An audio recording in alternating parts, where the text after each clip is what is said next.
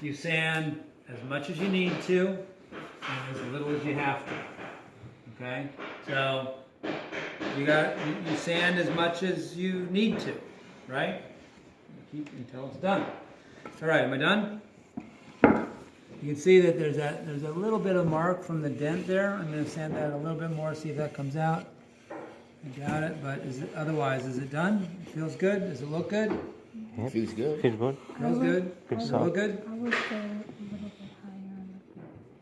little bit higher. A little bit. 120? Yes, 120. So a little bit finer. Okay.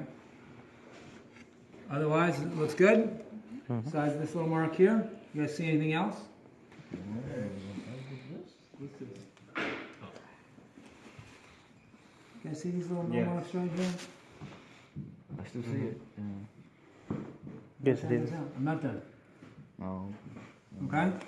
So you gotta look at the whole thing, and you gotta be able to understand what's like a natural mark, right? Like that's in the wood, right? I don't need to sand that out. But these little mill marks here, I gotta sand out. You see them?